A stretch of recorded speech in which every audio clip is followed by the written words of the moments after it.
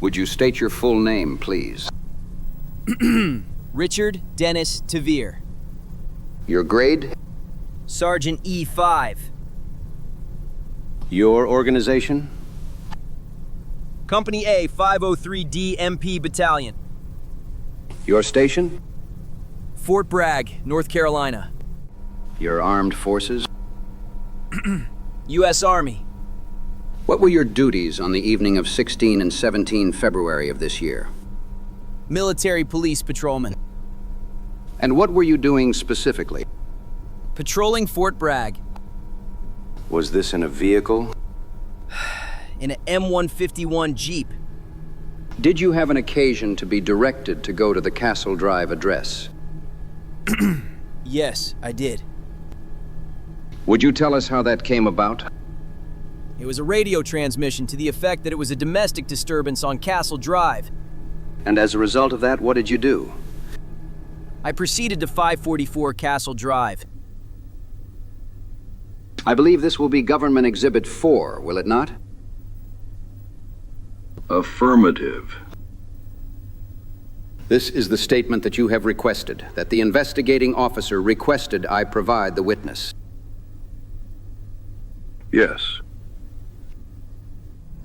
Sergeant Tevere, I hand you what has been marked as Government Exhibit 4 and ask you to examine or tell me if you can what it is.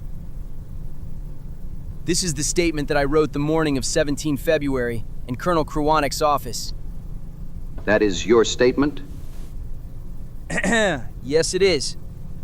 It is provided to you to serve to refresh your memory, if necessary. Now to pick up with the train again. You did proceed to Castle Drive, did you? Yes, sir.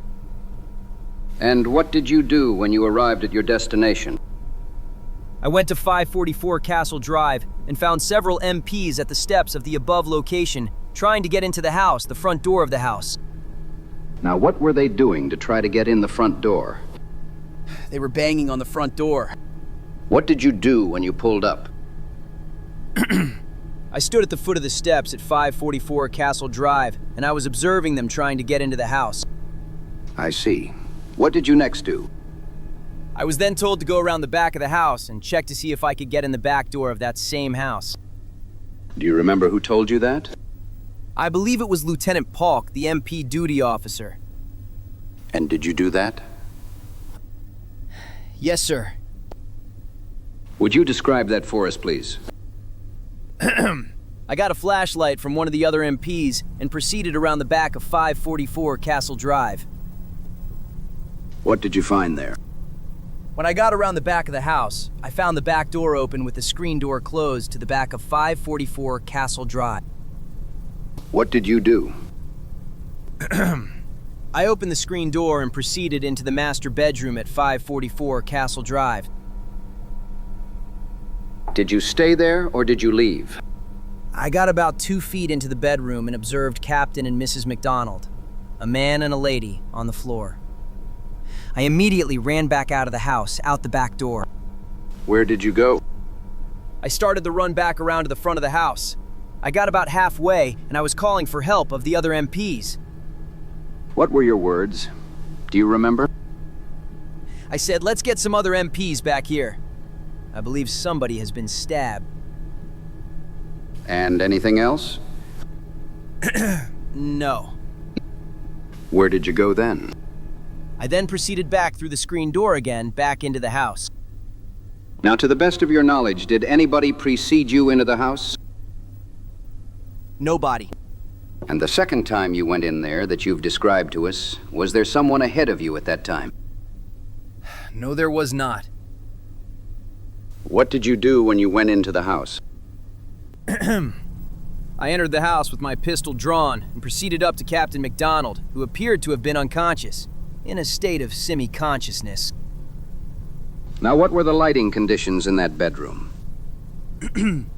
In the bedroom, there was a small light on. I didn't need my flashlight.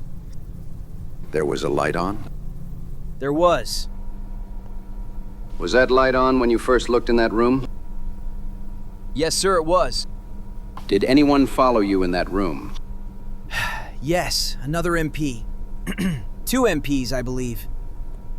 Did you say anything to them or give any instructions? Yes, The first thing I said was when I put a round in the chamber, the fellow behind me also did, and I told him to watch his pistol because he was behind me, and I also told him not to touch anything bouncing off the walls. Watch where you walk and watch where you touch. I said it several times. Did you see any foreign material of this sort on the floor of the bedroom? Yes, I did. Would you describe that? I saw blood on the floor of the bedroom. Blood, you say? Yes, blood stains.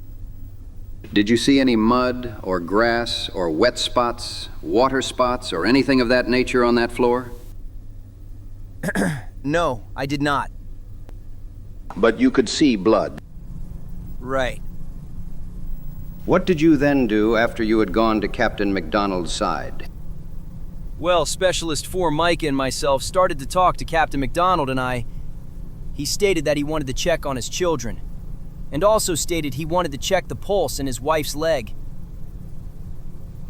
He wanted to? He told us to check the pulse in his wife's leg and to check on his children. What did you do? I then got up and I proceeded to the bedrooms, which were to the left of the master bedroom. You mean down the hall? Yes? Can you see this diagram that's marked Government Exhibit 1? Yes. Would you walk up to it, please? Now, you say you proceeded to the bedroom. Would you point out the bedroom you were in? This bedroom here. That's the bedroom that's marked the front bedroom on that chart? Yes, sir. What did you do then? I got about 2 steps into the bedroom, and I shined a light on the bed the child was sleeping in. It appeared that she had been stabbed several times. I couldn't see too much of her because it was dark in the room. Okay, then what did you do? I came out of this bedroom and went to the doorway of the rear bedroom right here. I stood right in the doorway here. I again shined my light towards another child who appeared to have been beaten and stabbed. There was a big puddle of blood here on the floor. What did you do next? I proceeded back to the doorway of the bedroom here, where I saw the MP duty officer and several other MPs. What were they doing? The duty officer was standing right here with his clipboard. You've indicated a point which is close to the northwest closet door, perhaps 3 or 4 feet in front of it. That's correct. Okay. And Specialist 4 Micah was over Captain McDonald, and there was a couple of other MPs just standing around, standing with clipboards in their hands, paper. I see. And what did you do then? Lieutenant Polk asked how bad the children were. I said they appeared to be bad. What did you do next? I then went down the hall. Excuse me. Did you see the children appeared to be bad or dead? Well, I just assumed they were dead. I didn't know. That's not what I understood the witness. I thought he said that he told Lieutenant Polk that the children were hurt pretty bad. Am I stating directly what you said just a minute ago? Yes. That they were hurt pretty bad? I didn't have no way of knowing if they were dead or not. Proceed. Then I went down the hallway to the living room, to right about here, observed a table turned over, and plants and some magazines thrown about on the floor. What were the lighting conditions in that area? There was a light on. I believe in the kitchen, this vicinity, which was casting enough light. There was no light in the living room, but it was casting enough light because I didn't use my flashlight. Did you notice any mud or wet spots or foreign matter on the rug at that time on the floor? No, I did not. Would you have seen them if they were there? That's objected to. It calls for a speculation, sir. Objection by counsel for the accused is sustained. If you could rephrase your question. Do you think you could have seen them if they were there? Objected to again as to the way it is formulated, sir. It still calls for a speculative answer. Objection is again sustained. Were the visibility conditions such that such debris might be visible? Again, it is objected to. It calls for a conclusion of the witness, too. If the witness were to be asked by the state what the visibility conditions were, what did he observe, I think we might be able to get the answer. That is sustained, and the observation is valid. What were the visibility conditions with respect to the floor area of that living room? It was pretty visible. It was pretty clear. Is that what you are saying? Yes. Did you in fact see any mud or foreign matter debris, wet spots, stains on the floor? I did not. What did you do once you got into the living room? I just stood in the entry right here. Indicating a point from the hall several feet? Right. Observed the way the room looked. There was also a Sergeant Haganey at that time. I believe came into the living room, had a few words. Him and I proceeded back to the bedroom. Once you got to the bedroom now, what took place? There were several MPs standing around. Captain McDonald was giving a description of the people, some people that were in his house, trying to tell us what had happened at that time. What did you do? What part did you take in this? I just knelt alongside of Captain McDonald. Micah was on the other side of him. They were trying to get a description of the people that he was giving out. And he also appeared to be going into shock at that time, and I assisted Micah in giving him first aid. What was this first aid? We gave him mouth-to-mouth resuscitation. When did you leave the 544 Castle Drive address? Leave the area of the house?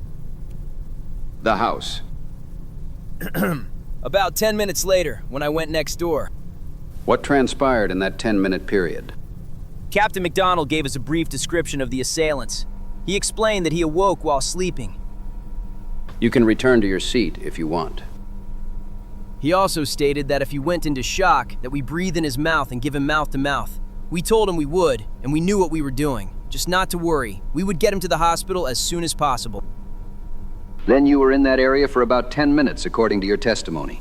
And then you left for what place? I left to go next door to see what was taking the ambulances so long in getting to the house. And how did you do that? I left through the front door, walked to a neighbor's house, also to the front door. Did you use that phone? I believe I did. Well, Lieutenant Paulk was using the phone, and I had a few words with Lieutenant Paulk. May have made one call. And when did you finish that? I left the neighbor's house and came back in through the front door of 544 Castle Drive. Proceeded back into the bedroom. And how long did you remain there? For a minute or two. That's when the ambulance arrived. And what happened when the ambulance arrived? The ambulance arrived and they brought a stretcher in at 544 through the front door, wheeled down the hallway and into the bedroom, the master bedroom. Were you in the master bedroom? Yes, I was. What did the medics do in the master bedroom? They looked at Captain McDonald's condition and merely decided to place him on the stretcher and take him to Womack. Did you have any difficulty doing that? No, we placed Captain McDonald on the stretcher. 3 or 4 of us, I believe. Now I'd like to go back a minute to the second time that you went into the back of the house and into the master bedroom. Did you touch anything in that room? Yes, I did. I picked up the telephone receiver. Where was the receiver? The receiver was off the hook of the telephone right next to the telephone. How did you lift it? Can you show us? I proceeded like this and placed it back down. Indicating your thumb and first 2 fingers? Right.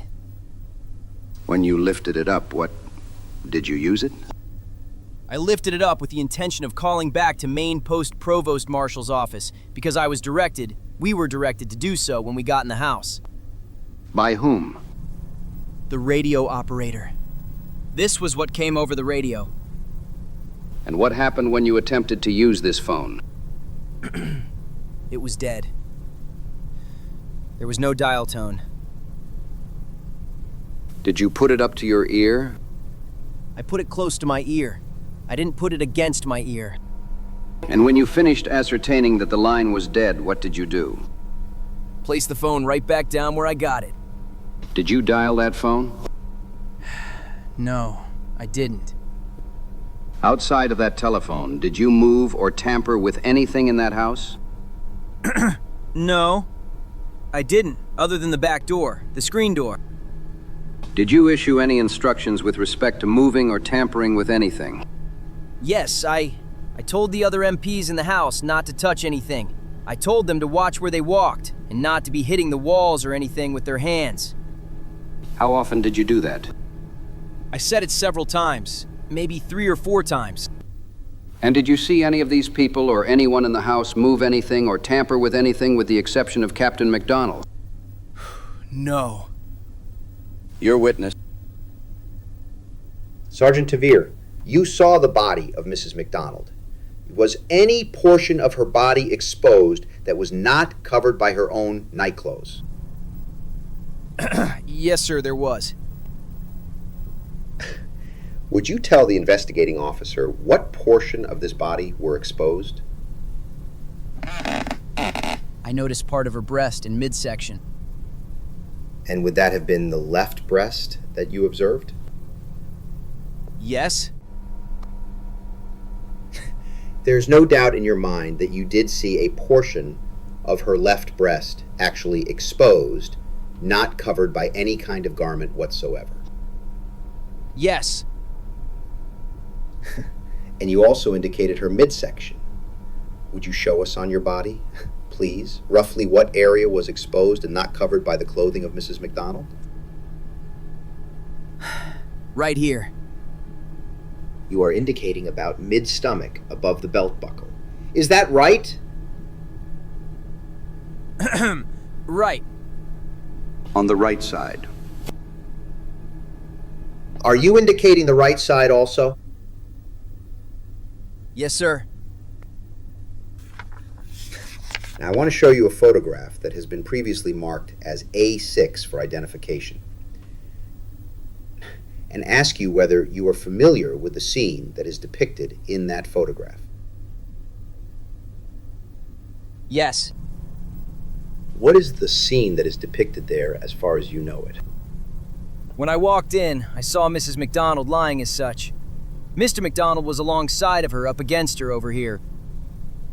So does that photograph depict that portion of the master bedroom of the McDonald floor which had Mrs. McDonald on it that is now minus the body of Captain McDonald?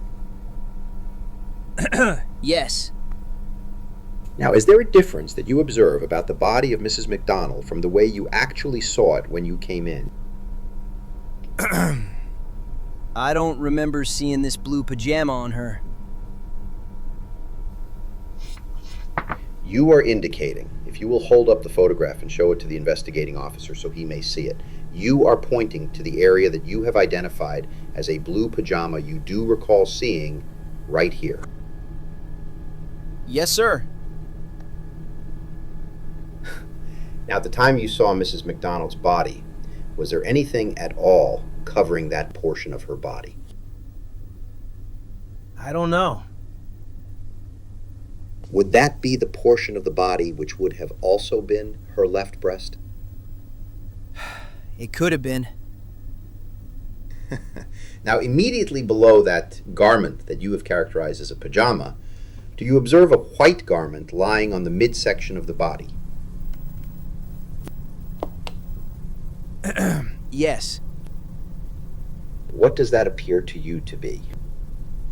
I don't recall that being there either.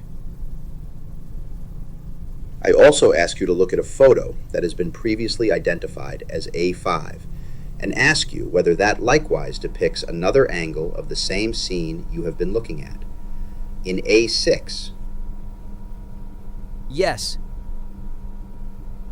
Sergeant Tevere, do you observe anything on the body of Mrs. McDonald that you did not observe at the time you came in the McDonald bedroom on February 17th, 1970? I don't remember seeing the blue top draped across her. It could have been there.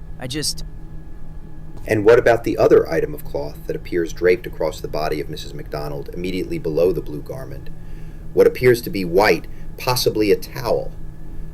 Did you see that on Mrs. McDonald's body when you were there?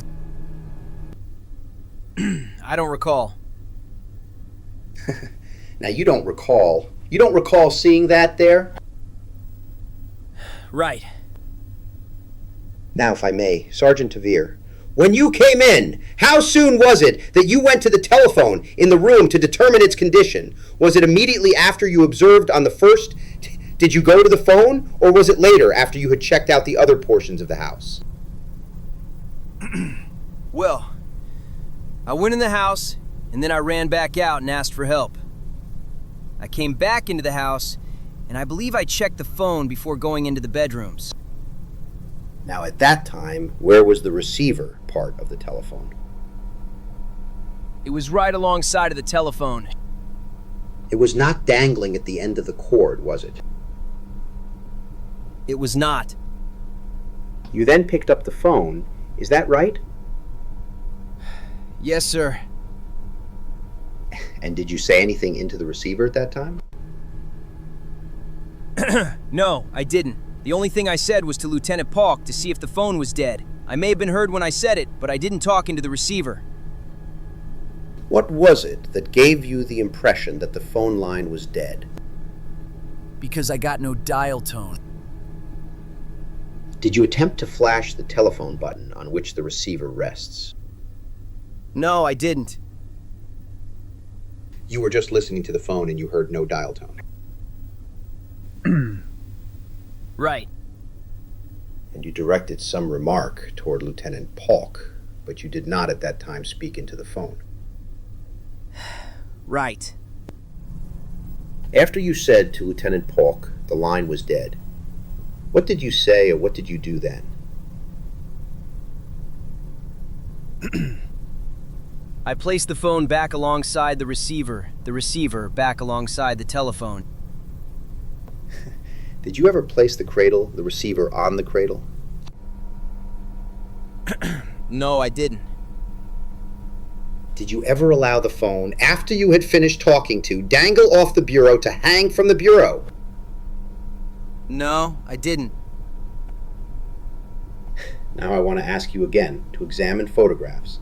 And I first ask you to look at the one identified as A6 for identification, and ask you if you will particularly address your attention to the white telephone that appears on the dresser or bureau in that room. Did you ever observe the telephone and its receiver in the fashion which is depicted in this photograph? I can see the telephone, but I can't see the receiver. Now I ask you to observe the photograph marked A10 for identification. And I ask you to tell us whether you ever saw the phone as depicted there in a fashion where it is that the receiver is not. No, I didn't. Did you put the receiver of the phone down on the bureau top at some place close to this multicolored box as appears on the bureau top? Yes, I did. I put it down on the other side of the telephone. And would you be good enough to turn the photograph around so the investigating officer may see it? And would you indicate, with reference to the telephone and the colored box on the bureau, where you put the receiver down? I put the receiver down right on the left-hand side of this telephone here, facing the same way as the telephone. So that if it were in that position at the time the photograph was taken, it should be visible in this photograph. Yes, it should. And it would be visible in the photo that is marked as A6. Please indicate again to the investigating officer where you placed the receiver. I placed it on the other side of the phone. Now, in this photograph, if it was on the other side, I don't think it would be visible because the phone would be blocking it, unless it extended out. May I see those two, please? Yes, sir. I am now going to show the witness, may it please the investigating officer, a black and white photograph, one of the series of 16 supplied by counsel for the government a short while ago, and ask that it be marked as A11 for identification.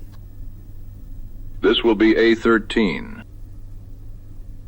And submit for examination by the investigating officer. I object to this photograph unless the defense is prepared to tell us exactly when it was taken and under what circumstances. May it please the investigating officer. In view of the fact that the circumstances by which the defense came into this photograph, having already made a part of this record of this case, namely, that upon demand made to this hearing, it was ordered by the investigating officer that the government produce all photographs that were taken prior to the removal of the bodies of the McDonald household. It seems to me that these were photographs that were peculiarly under the control of the government. The government would know much better, in fact entirely at this time, the circumstances of the taking of the photograph, and that demand is not well taken, and we should be permitted to use these photographs without further ado. Objection overruled. Proceed. Sergeant Tevere, would you be good enough to examine the photograph now marked A13 for identification, with particular reference to the telephone here, and I would ask you, Sergeant, whether that is the way you left the telephone after you had picked it up and attempted to determine whether the line was open, and then put the phone receiver down again. May I see the other picture? Yes, sir. Let the record reflect we are also showing Sergeant Tevere A6 and A10. I didn't leave the phone this way. Well, would you describe for the investigating officer what it was that is different in this photograph than the condition which you left the telephone? The receiver just isn't there. And this photograph was taken from an angle where it should reveal, as far as you can tell, the receiver as you placed it.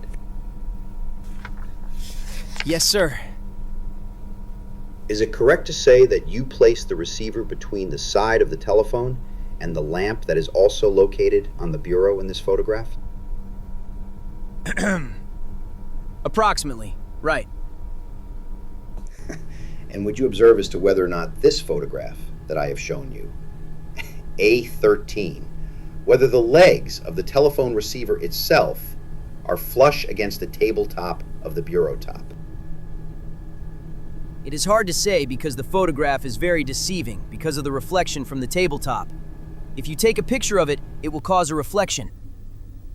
As best you can observe, does it appear that one leg, at least, of the telephone is not flush with the tabletop? I object, since he is asking that a conclusion be drawn from the picture itself. This is a conclusion that the investigating officer can himself draw.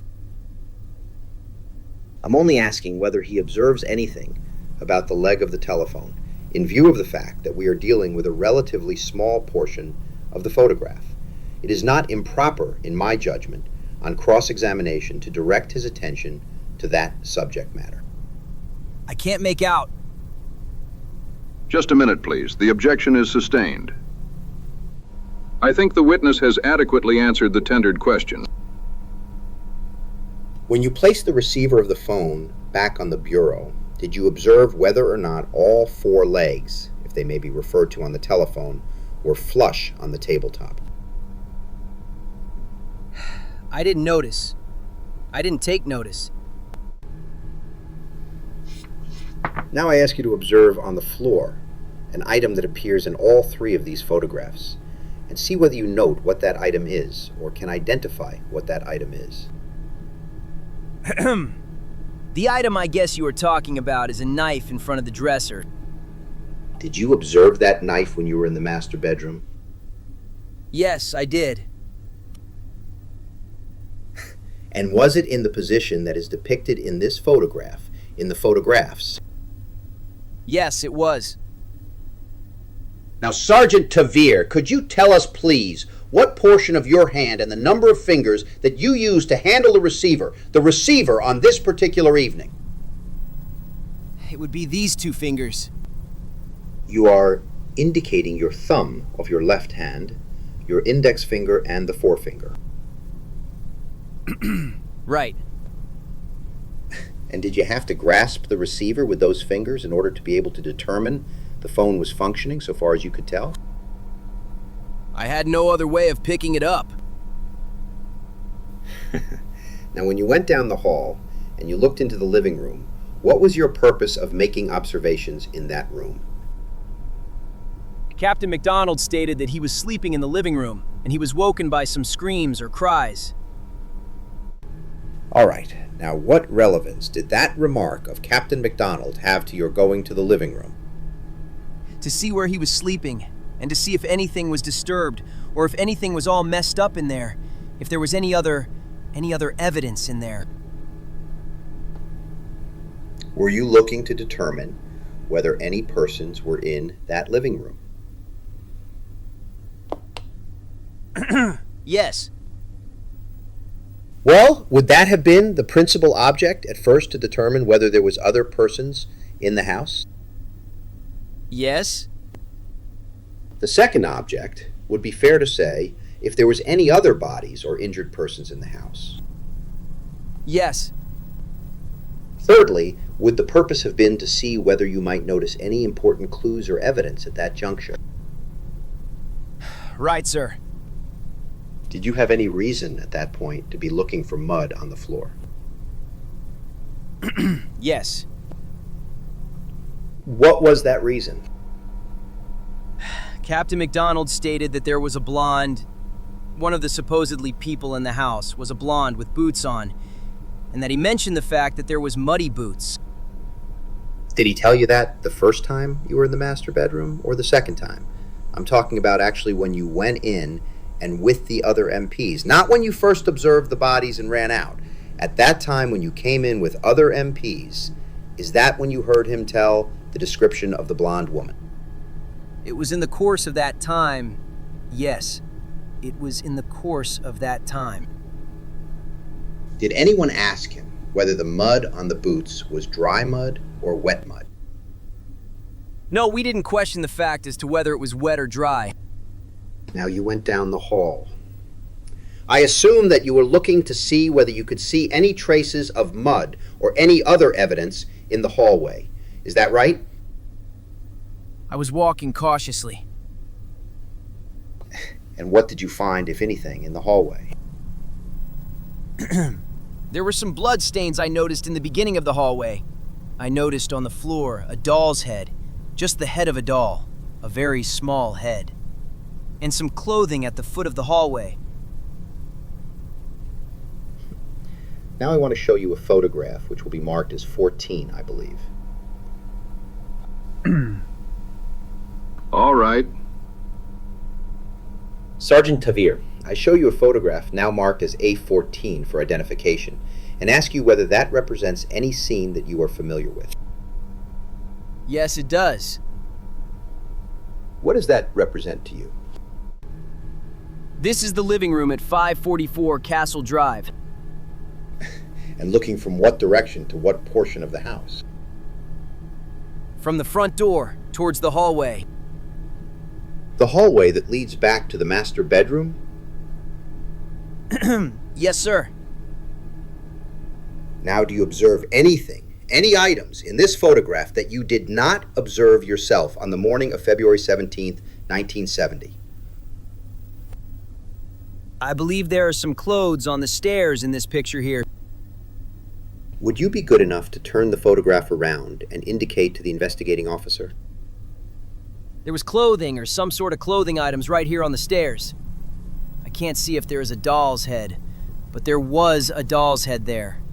And the flower pot was also on its side. Now you are indicating that there is a white object shown in this photograph, which appears to be at the end of the overturned coffee table. Is that what you are referring to? Right. Now that white object as it appears in this photograph, how would you describe it? When I saw it, the white object, which appeared to be a pot, of the flower that was on the floor. Now was that white pot standing on its base or in some other fashion? When I saw it, it was lying on its side.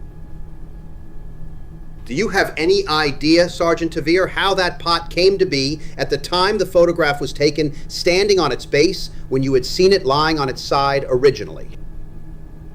I have no idea. Did you at any time see anybody touch it or move it? No, I did not.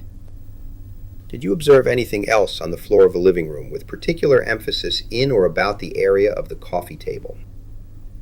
I just noticed some magazines in the picture here. Did you have occasion to note a wallet on the floor? No, I didn't.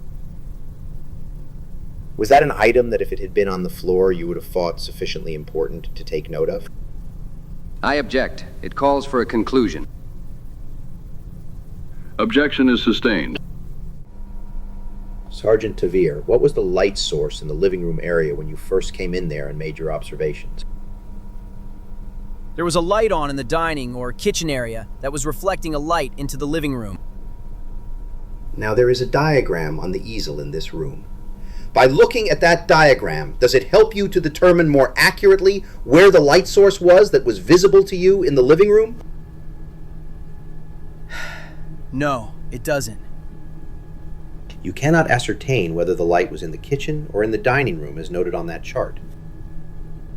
No, I can't. Sergeant Tevere, when you came into the McDonald house originally by yourself, into what room did you enter? I entered through the back door. There was a little vestibule, I believe. I entered into it and then entered the master bedroom. Did you recall going into the utility room before reaching the master bedroom? You have to cross the utility room before you get to the master bedroom. Did you actually pass through the utility room and step into the master bedroom the first time you came into the house? Yes. And then you left, went out and asked for assistance to be obtained. Is that right? Yes? Did you observe that there was a door inside the utility room that connects the utility room with a bath? No, I didn't. When you came out, you said that you told one of the other MPs that someone had been stabbed. Is that right? Yes, sir. Now, how did you make the determination that there had been stabbings? Well, I noticed that Mrs. McDonald when I walked in. The first thing that caught me was the fact that she seemed to be cut up and bleeding very badly, or had bled badly. What portions did you observe these cuts or stab wounds on? I noticed her hand, arm, and face. Now, when you came back after giving that message, do you know the names of the military policemen that followed you into the house? Specialist 4 Micah was one of them, and Specialist 4 Morris. Now, would you describe for us, please, what the three of you did when you came back? Myself and Morris had our pistols out. Exactly what Morris did, I don't know, but Micah and I went to Captain McDonald. Do you know where Morris was at that time? No, I don't. Now, how long did you say you stayed with Captain McDonald at that point? Maybe 15 seconds or a minute? Maybe 15 seconds, 30 seconds, or a minute? I don't recall. And then did you leave Specialist Micah with Captain McDonald? Yes, I did. And where did you proceed to? I tried the telephone. Then after you tried the telephone, what did you do? I went to the bedroom on the left. Now, had any other MPs come into the room by the time you had finished trying the telephone? Yes. Who were they? I don't recall. Was Lieutenant Polk there at that time? Yes. Where were the other MPs at that point? When you finished using the telephone or trying to use the telephone? I don't remember. They were not all in the master bedroom, though, were they? They all weren't in the house yet. Well, those who had come in behind you, Micah and Morris, were they all in the master bedroom at that point? Yes. All right, you then proceeded down the hallway. Is that correct? Yes. And who did you observe were the MPs in the hallway or in the other parts of the house at that time? There weren't any. To the best of my knowledge, there weren't any. All those MPs that were there were still in the master bedroom. Yes. And then you went into which bedroom? I guess it would be the south bedroom. Is that the one that is marked front bedroom on the chart, or the one marked rear bedroom? Front bedroom. How far into the bedroom did you go? 2 feet. Maybe 3 feet. And what light did you use to make observations by? I used my flashlight. You flashed light on what objects in the bedroom? The bed. Now, what vital signs did you check on the person that was in the bed at that time? I didn't. You concluded from your observations, I assume, that the person in that bed was hurt pretty bad. Yes. You then did what? Go into the bedroom on the other side? Yes. And was there any MPs other there at that time? No, there wasn't. About how far did you go into that rear bedroom? I didn't. Just to the doorway? Yes. And did you use your light again at that point? Yes. And what did you see in that room? A little girl who also appeared to have been hurt, very bad, bleeding quite a bit. But you did not at that time make any observations of vital life signs. No. Counsel, it seems to me we are repeating the same questions that were asked before and getting essentially the same answers. Is there any purpose in reiterating what has already been said in this event? Yes, sir. I think it is necessary to follow somewhat in detail the chronology of Sergeant Tevere's activities to establish how certain observations he made were made and how his testimony may relate or may not relate to other witnesses. Well, my notes indicate that he is saying the same thing that you've already asked him. You are asking him the same questions that you asked before.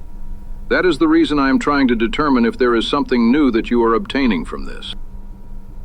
Sergeant Tevere, when you went down the hallway after looking into the two bedrooms, did you go into the living room? Yes, I did. How far into the living room did you go?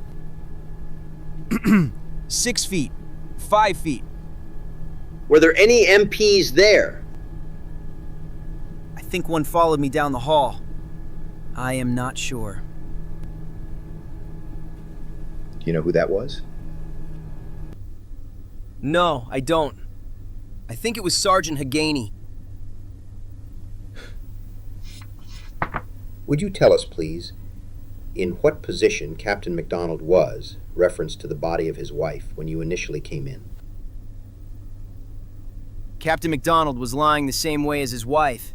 In other words, their feet were next to each other, and they were lying in the same, more or less, position, in the same way. And was any portion of Captain McDonald's body in contact with a portion of his wife's body? Initially, yes. What positions were in contact? I believe it was his right side. Part of his right side was in contact with her left side. And did you notice where Captain McDonald's head was? In reference to his wife's body. I think it was around the area of her left side. Are you indicating that his head was resting on a portion of her body? Yes. Did you ever give Captain McDonald mouth-to-mouth resuscitation? I physically didn't. I assisted Specialist Mika when he gave mouth-to-mouth. Did Captain McDonald, on other occasions while you were there, ask about the condition of his wife and ask about the condition of his children? When we first went in, he said, check the pulse of my wife's leg. And then he kept on asking about his children, to check on his children. He asked about his children several times. Did you observe the medics when they took Captain McDonald down the hall? Yes, I did. Did you observe what, if anything, Captain McDonald was doing while he was on the stretcher? Yes. We were wheeling him past the front bedroom, and Captain McDonald wanted to see his children, and he overpowered us to get off the stretcher and tried to get into the bedroom. Could I interrupt for just one instant at this moment? I think that I have the CID on the line with reference to the house. Could I have a 2 or 3 minute recess to answer the phone? About how much longer do you think this will continue, counsel? I would think about 15 to 20 minutes. Additional questions. Do you object to us taking a brief recess? Not at all, sir. We will take a 5-minute recess while he answers the phone. I'd like to instruct the witness that you are advised that you will discuss your testimony with no person other than either of the counsel. The hearing is recessed. The investigation will come to order. The members present at the start of the recess are currently in the hearing room. Proceed with cross-examination, counsel. Sergeant Tevere, will you tell the investigating officer what kind of clothing Captain McDonald had on the morning of February 17th? Captain McDonald had blue bottoms, dark blue pajama bottoms, and had no top on. And what, if anything, can you tell us about the condition of the pajama bottoms? They appeared pretty clean. They reminded me of the pajama bottoms you see in the hospital. Did you observe any stains or marks on the pajama bottoms? No, I didn't. Now, did you come into the living room after Captain McDonald was taken out by the medics? I don't understand your question. You went down the hallway, I gather, to a certain extent with the medics when they were taking Captain McDonald out on the stretcher. And as a matter of fact, you helped them restrain Captain McDonald when he tried to get off the stretcher near the bedroom of one of his children. Yes, he got off the stretcher. And you assisted in restraining him? Yes? And then the medics continued to move the stretcher down the hall and out the front door. Am I correct? Right. And did you follow behind them and come into the living room at that point? Yes, I did. Did you then stay in the living room after Captain McDonald left? No, I went out and helped them put Captain McDonald into the ambulance. And after you helped with that chore, what did you do? I proceeded back into the house. Through the front door? Right. And did you go into the living room at that time? Right. And were there other persons in the living room at that point when you came in?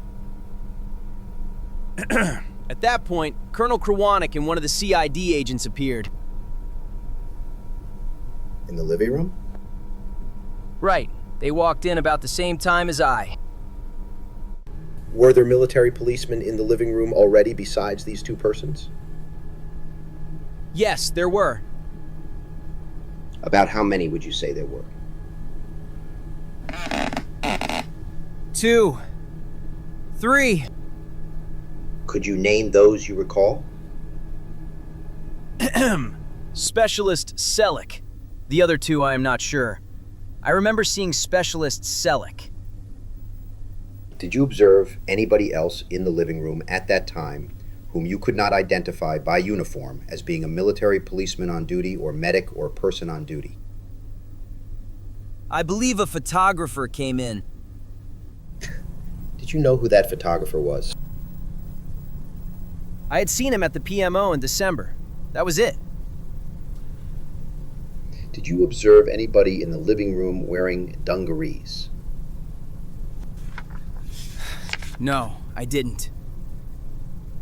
By the way, when you went outside with the medical personnel and the stretcher with Captain McDonald, what was the weather conditions like at that time? It was fine drizzle. Now, when you came back into the house, what did you do after helping with the stretcher? Colonel Krywanik asked who were the first ones at the scene, who were the initial people that were involved, and Lieutenant Pauk said it was Specialist 4 Micah and myself. He then walked to the master bedroom and told Micah and myself he wanted us to come to the Provost Marshal office and make statements. And then what did you do? Left through the front door with Mika and Colonel Krywanik. And did you go to the Provost Marshal office at that time? Yes, I did. When you were with Captain McDonald in the master bedroom, did he give you any information about the assailants? Yes, he did. Would you tell the investigating officer all those things you can recall that Captain McDonald told you? He said that the assailants were 2 male Caucasians, 1 male Negro, wearing a field jacket with sergeant stripes on it, 1 female with long blonde hair, wearing muddy boots, a floppy hat, carrying a candle, saying acid is groovy and kill the pigs. Captain McDonald said that those statements were made by the blonde female? Yes. When you finished your conversation with Colonel Krywanik and he told you to report back to the PMO, did you go back out the front door of the house? Yes, I did. And you went in some vehicle to the PMO? I took my partner's Jeep. And when you walked out through the living room at that time, did you see any footprints or wet spots on the floor of the living room? I didn't take notice. Did you see anything? No, I didn't. Did you ever see any grass on the floor of the living room? No, I didn't. I asked to have this color photograph marked as accused exhibit, sir. A15.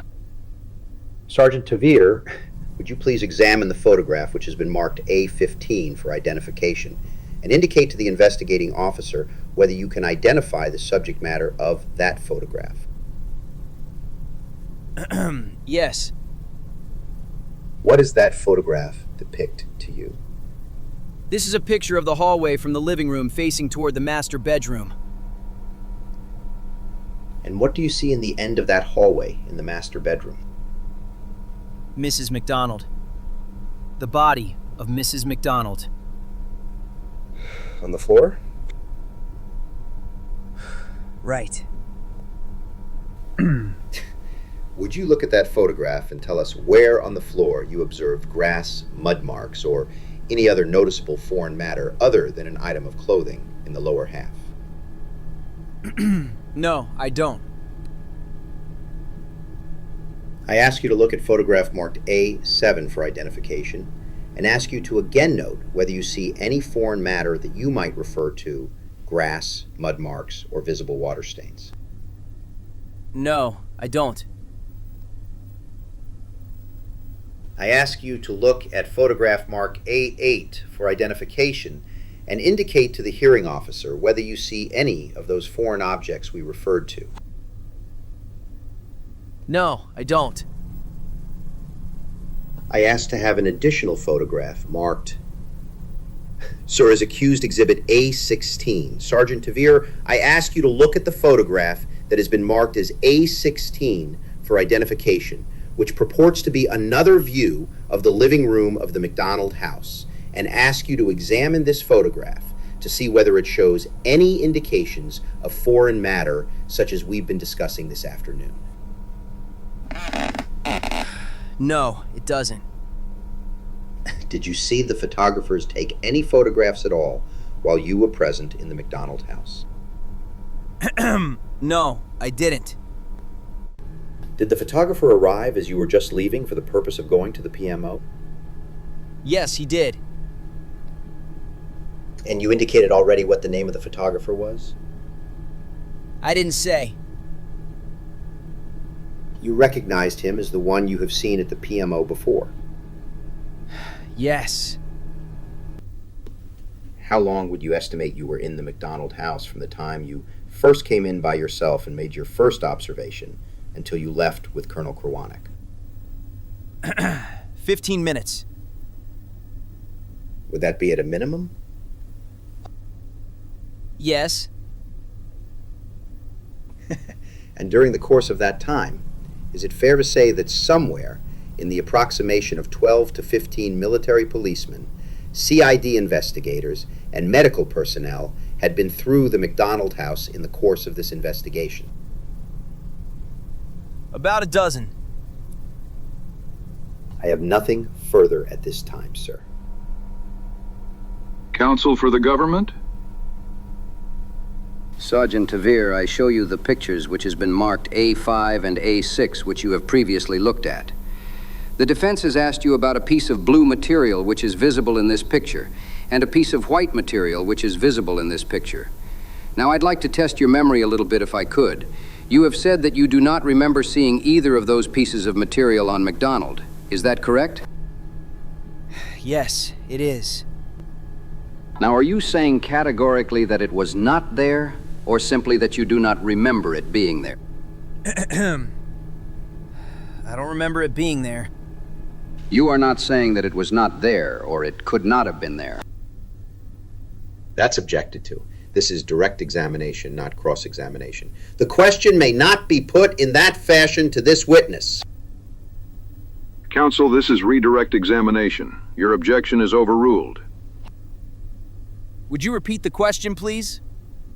You are saying that you do not believe that these things were there, but you are not saying that categorically that they were not there or could not have been there. That's correct. I show you a picture now which has been marked as A7, which I do not believe you have previously seen. Would you look at it, please? Do you see some material which appears on the stairs of the hallway? Yes. You do. Now, when you first went down that hallway into the living room, the very first time, did you see that material? Yes. Does that picture depict the position of that material at that time correctly? Yes. I show you now a picture which has been marked A16. Look, if you will, at the coffee table. Is that the position that coffee table was in when you first saw it? Yes, it is. Do you see some debris near or under that coffee table? Yes. What does that appear to be to you? Some type of magazines. Is that the appearance that that table and the accompanying debris had when you first saw it? Yes. Did you glance in the kitchen? Yes, I did. Is there a phone in that kitchen? Yes, there was. Do you remember seeing it? Yes, I do. Do you remember the position of the receiver? Yes, it was a wall phone. The receiver was lying straight down on the ground. Did you ever see anyone remove that phone, touch it, or tamper with it? No, I didn't. I have no further questions. Sergeant Tevere, did you give a signed statement to the investigator for the Criminal Division on 17 February 1970 at 0900 hours? Yes, I did. And are you holding a copy of that statement before you at the present time? Yes, I am. May I direct your attention to the 11th line from the bottom of the first page of that statement? Yes. And in that sentence that begins on the 11th line from the bottom, did you state to the CID investigators the condition as far as clothing of the body of Mrs. McDonald? Are you referring to where I said the female was dressed in pajamas and appeared to have struggled with someone? Yes, sir. The pajama top was partially open, and one of the breasts was exposed. Is that where you were referring to? That's right, sir. Did you in fact state that to the CID on the 17th of February? I didn't give the statement to the CID. To whom did you give it? I wrote the statement in Colonel Krewanik's office. In other words, you wrote it to yourself. Did you type it also? No, I did not. Now, is that statement correct in which you said that the left breast, that one of the breasts of Mrs. McDonald was exposed when you saw her body on the floor in the master bedroom? Yes. Is it possible, in the photographs that you have been shown today, for you to have seen an exposed breast if the blue cloth had been placed in the fashion that the photograph reveals? Possibly. Possibly. Do you have any recollection at all seeing the blue cloth placed over her body? No, I don't. I beg your pardon? No, I do not. You do not have any recollection. No. What about the white object, which appears to be a white towel covering the midsection of Mrs. McDonald? Do you have any recollection at all having seen that on the morning of February 17th? No. Is it fair to say that your best recollection of that incident was that she had neither of those two items on her when you first observed her body, with her left breast exposed and her midsection exposed? Is it fair to say that? Yes. I have nothing further. Could I have a moment, please? I have several questions of the witness. Have you ever taken any first aid courses or instruction in first aid in your military career? Yes, I have. In those courses, do they ever describe anything about shock or how you can identify it in an individual? Somewhat. Well, from your layman's viewpoint, do you think Captain McDonald was in shock at any period of the time that you were there with him in the bedroom? It appeared so. Appeared so. I believe you testified to the fact that Captain McDonald told the MPs to give him mouth-to-mouth resuscitation. Is that correct? Right. He said he thought he was going into shock, and that we should breathe into his mouth if he did pass out. Then at that time you feel he was not in shock. No. But would you say as a medical officer he probably recognized the fact of this as a possibility? Yes. Is that your general impression? Yes. The photographs have been shown with some blue cloth on the floor. From the position of that blue cloth, can you recollect whether or not that was generally the position in which Captain McDonald had been lying while he was on the floor? Perhaps maybe you should see the photograph to refresh your memory. Does either of these photographs, do you think that Captain McDonald's body could have covered that cloth, or was he in some other position? He could have been covering the cloth. Yes. As that photograph is viewed, and considering that this is Mrs. McDonald's left and this is Mrs. McDonald's right, was Captain McDonald on her left or her right? Captain McDonald was on her left side. I have no further questions. The record should reflect that I was showing the witness exhibits A5 and A6. I do have one other question written down. You stated you were in the kitchen area, correct? Yes, sir. And examined the phone? I saw the phone. I did not go into the kitchen. You did not go into the kitchen. Right. Was there a light on in the kitchen? I believe so. And please tell me once more, I want to be certain, what position was the receiver of that phone? The one in the kitchen, Right. the receiver was down on the ground. It was dangling by its cord? Right. Was the kitchen phone a wall-type phone or the normal telephone on a cabinet? It appeared to be a wall phone. I have no further questions. I have nothing further, sir. Nothing further. Sergeant Tevere, you are advised that you will discuss your testimony with no person other than either counsel. You are excused and subject to recall.